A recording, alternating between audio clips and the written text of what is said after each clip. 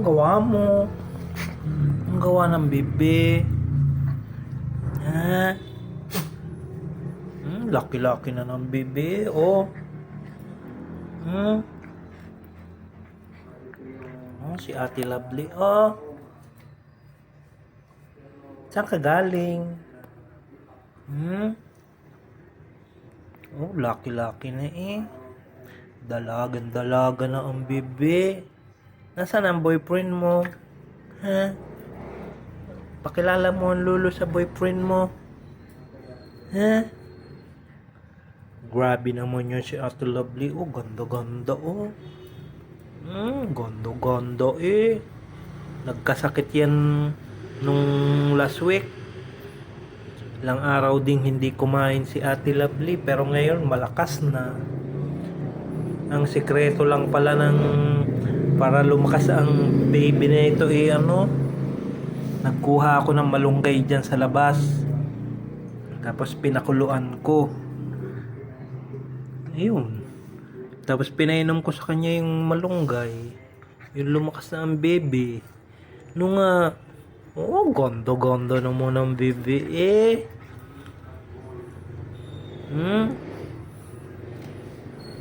Kaya lang ito na parang napakain ko siya ng nung bagoong na yung tinda kasi dun sa karinderya, nilagyan ng bagoong or lamak.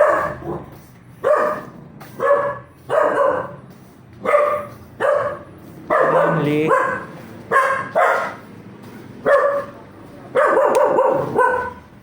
joke pala ang lulo niyo.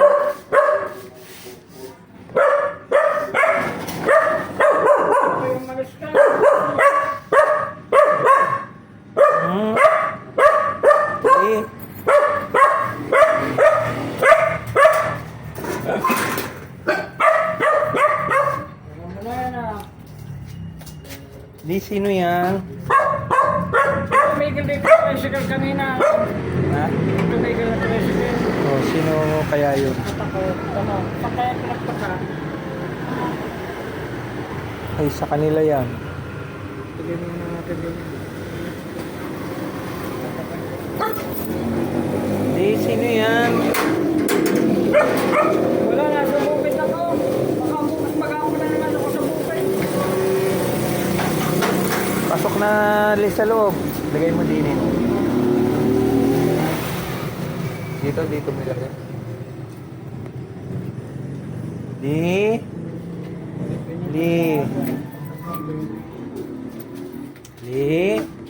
May wifi ka na.